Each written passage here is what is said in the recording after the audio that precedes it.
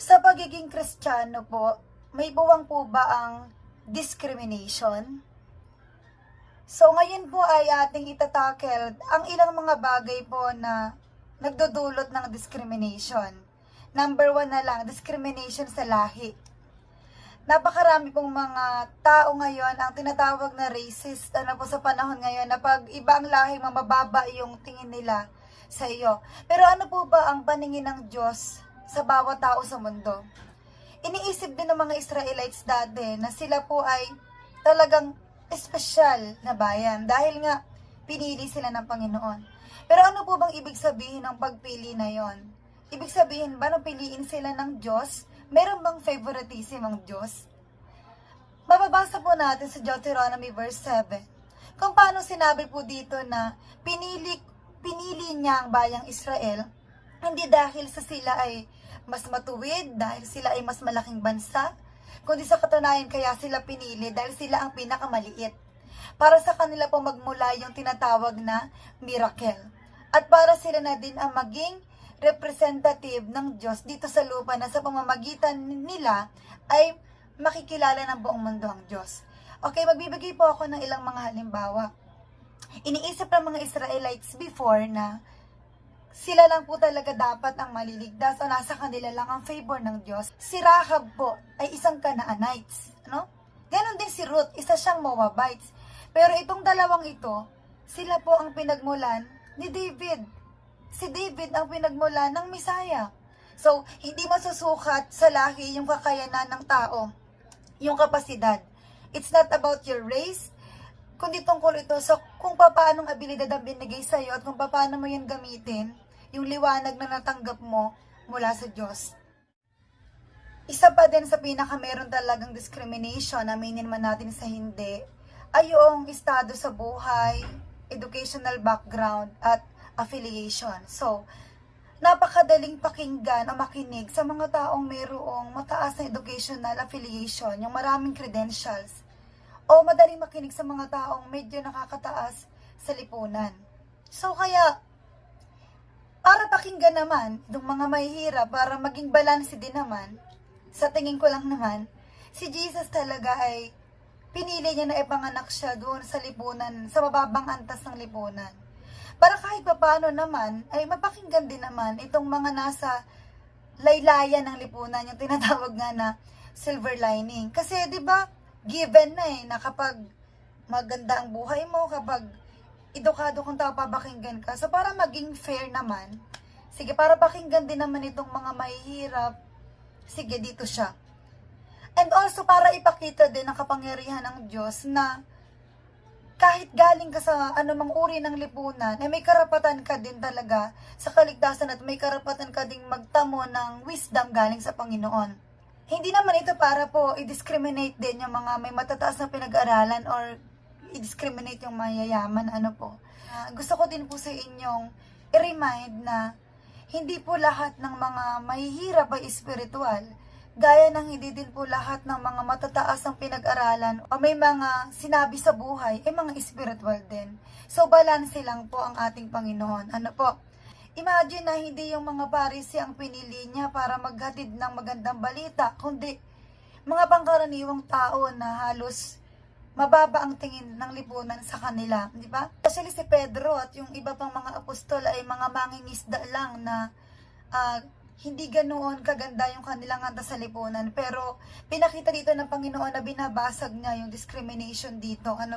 Hindi ito tungkol sa iyong estado o taas ng pinag-aralan, kundi sa kung paano mo tinanggap ang liwanag ng Diyos at kung paano mo ito ginagamit.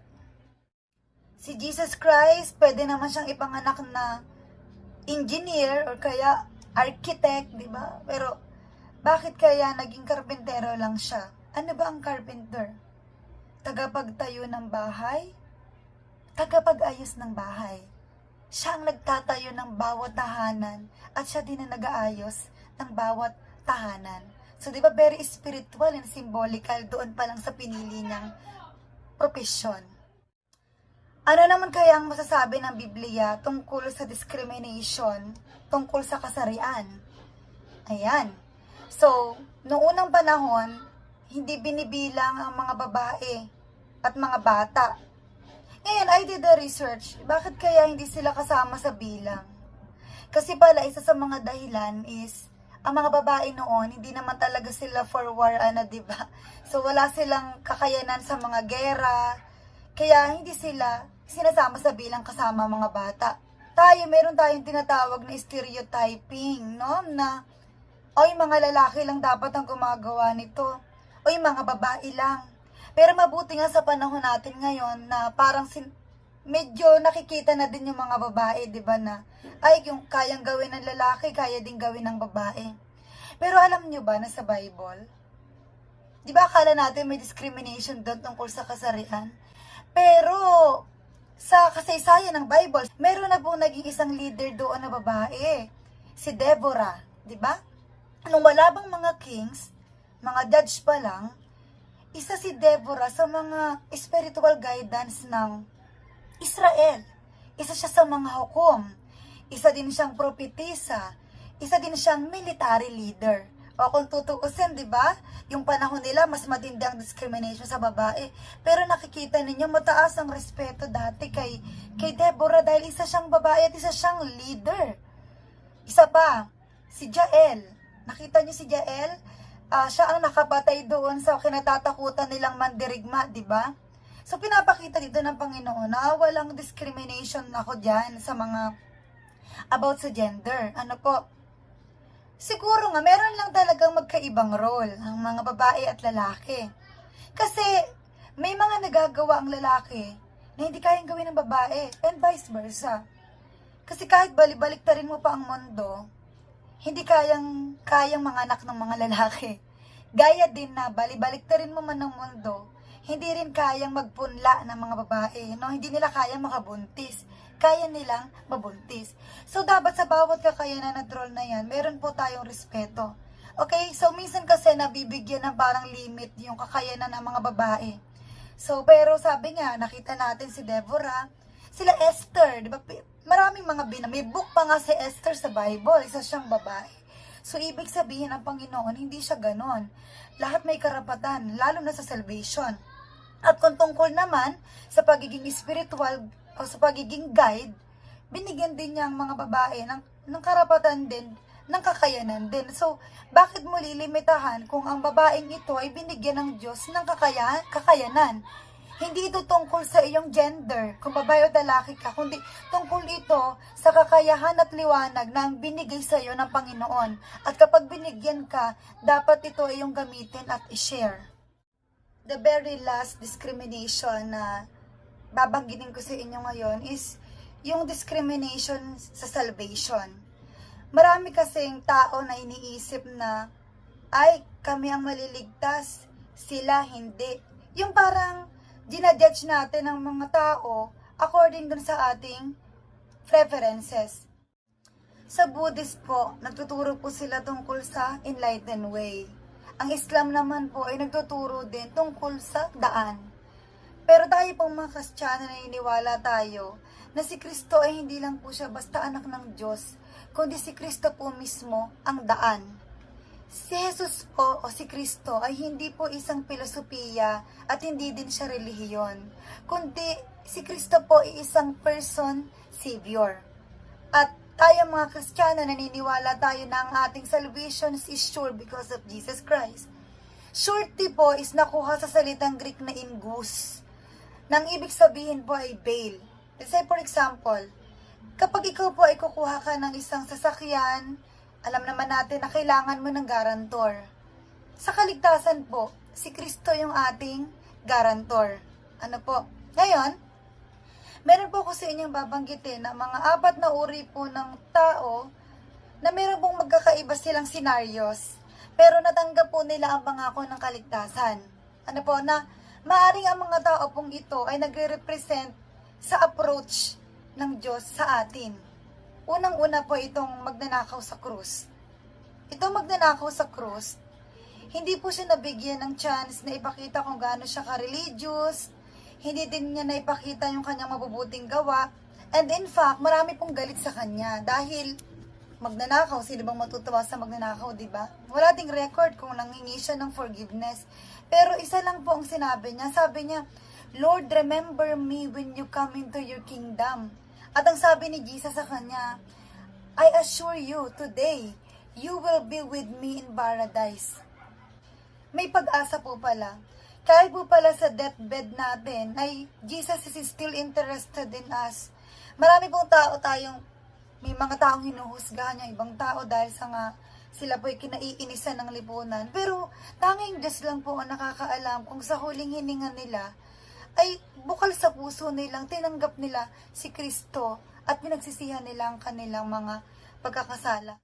Okay, the next thing po na uri ng sitwasyon ng kaligtasan is yung the rich young ruler. Taliwas dun sa magnanakaw sa krus, ito namang rich young ruler ay napakita naman niya talaga kung gaano siya katapat sa Panginoon. Nasabi nga niya, lahat po ito, Panginoon, ay natupad ko mula pagkabata. Pero ang sabi sa kanya ng Panginoon, sige nga, go and sell all you have and give the money to the poor, and you will have treasure in heaven. Then come and follow me. Hindi po ito para i-discriminate yung estado niya sa buhay, kundi gusto ni Christ na ma-realize ng lalaking ito na mayaman, na si Kristo lang talaga ang kailangan niya sa kanyang buhay. Ano po, na si Christ lang talaga yung mag-feel ng ating buhay, hindi yung ating mga possession. Siguro ngayon, marami din naman pong spiritual at mga mayayaman na may nakakaangat-angat sa buhay na tinanggap si Kristo sa kanilang buhay. So, isa po itong talatang ito sa nagre-remind sa inyo, hindi ako kasali doon, nagre-remind po sa inyo na bagamat meron po kayong mga pag-aari, ay si Kristo pa din po ang mag-feel at magbibigay po ng talagang kasiyahan sa inyo dahil ang mga kayamanan pong meron tayo ay hindi po makapagliligtas sa atin. Okay, the next thing, si Zacchaeus.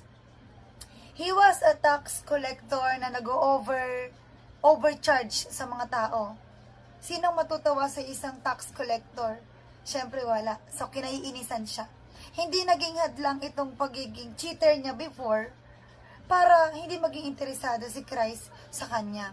So, maaaring ang isa po sa atin ay nagre-represent kay Zacchaeus na isa po tayong cheater. Bagamat hindi pa rin po yung naging hadlang kay Kristo that He is still interested in you. Ano po, na pinangakuan din po niya ng kaligtasan itong si Zacchaeus and he remained to be interested in you. Ang tanong po dito is, willing po ba tayo na patuloyin si Christ sa ating bahay ngayon? No na. Ito po yung pinakapalasap, the prodigal son. Marami po sa atin na nagre-represent dito sa prodigal son na nagiging pasaway, dumadating sa point ng buhay natin na parang lumalayo tayo sa Diyos. Ano po? Pero ang maganda dito sa prodigal son, he knew his father so well. Alam niya na bagamat siya nagkamali, tinanggap niya nagkamali siya, alam niya na pag bumalik siya sa kanyang ama, hindi siya nito ipagtatabuyan. Ito pong father dito is nagre-represent po sa ating Diyos Ama na hindi po siya nakikipag-argue sa atin. Pinababayaan po niya tayo na matuto by experience. Never nakipag-argue dito yung tatay sa prodigal son. Nang sinabi ng prodigal son na, Daddy, kukunin ko na yung mana ko, binigay niya agad. Ngayon, nung maubos na nitong prodigal son yung pera niya, balik siya dun sa papa niya. Naisip niya na, ay, mas mabuti pa yung buhay ko dun. Alam kong tatanggapin ako ng tatay ko kahit nagkamali ako. So, yun ang maganda sa kanya. In-acknowledge niya yung pagkakamali niya at kilala niya ang kanyang tatay. So, marami po sa atin na nagre-represent po dito sa prodigal son. Ang ama, palagi nag-aantay sa atin na bumalik at kahit kailan hindi po tayo pagsasarahan ng pinto at palagi tayong welcome sa kanya. Kahit ano pa po yung mga nagawa nating pagkakamali in the past ay hindi po yun hadlang para muli po tayong tanggapin ng Ama. And last but not the least, ito po naman kapatid ng prodigal son. Nung makita niya kung paano ginawa ng kanyang ama doon sa pagbabalik ng kanyang pasaway na kapatid, ay nakaramdam siya ng inis at konting selos na rin. Kasi sabi niya, pasaway na nga, hinandaan mo pa. Samantalang ako, hindi ako umalis sa tabi mo. Ako yung laging nandito. Hindi mo man lang ako mapagkataya ng ganyan. Diba? Nagreklamo siya. So, ilan din po sa atin na nagre-represent po dito sa anak na hindi po umalis or hindi po siya napariwara ng landas. So, maaaring ilan sa atin na iniisip na tayo po ay tapat at hindi tayo naging pasaway sa Panginoon. Kaya lang, ang humahad lang naman po sa atin ay yung pong masyadong pagtingin natin sa mali ng ating kapwa. Yung para po bagang masyado nating ginadjudge yung ating kapwa na iniisip natin na ay wala kang karapatan kasi ikaw ay pasaway. Ano po? Remember, isa lang po ang reward na ino-offer ng Panginoon. Hindi po ito tungkol sa kung gaano katagal, kung kailan tayo dumating sa pananampalataya, or kung gaano tayo hindi nag-backslide dyan o nagkamali. Kundi, ang pinag-uusapan dito, huli man daw, basta tinanggap, ay yun pa rin ang tatanggapin niya. Salvation pa rin. Ano po?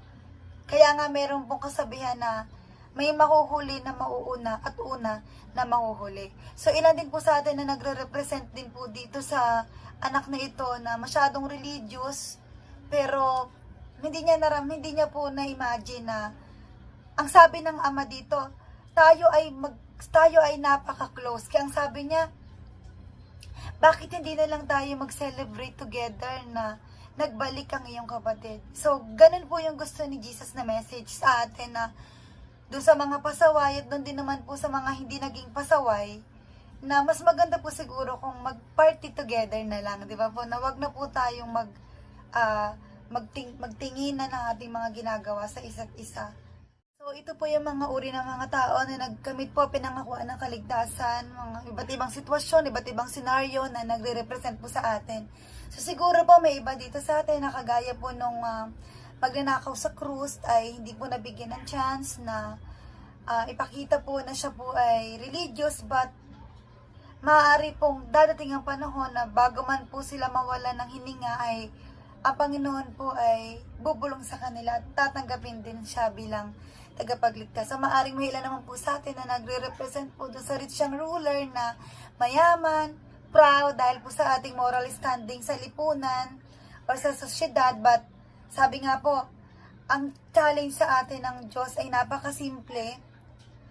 How much trust or faith ang binibigay natin sa ating tagapagligtas sa Jesus? Marami din po sa atin na nagre-represent kay Zacchaeus na corrupt sa society. Remember na hindi po ito tungkol sa kung gaano karami tayong ginawang mali, kundi ang Diyos po at si Jesus Christ ay still interested in you and gusto po niya na maging guest sa ating mga tahanan. At maaring ang iba sa atin ay mag-represent doon sa prodigal son or doon sa older son. But tandaan po natin na Father's love and compassion is for both of them. Ano po, doon sa prodigal son and doon sa older son. So, life in Jesus is not through any religions or traditions, but simply it is a real living relationship with Him. At sa Kanya po ay mayroong forgiveness at acceptance. Sa Kanya mayroong love at mayroong care. Ang atin pong kaligtasan ay very personal with Jesus. Hindi natutungkol sa races, hindi natutungkol sa gender, sa estado mo sa buhay, or sa kung anong kondisyon ang kinalalagakan mo ngayon. Lahat po tayo ay inofera ng salvation, ng abilidad, at i-share po natin lahat po ng ibinigay ng Diyos para sa atin. Ano po? And may God bless us all.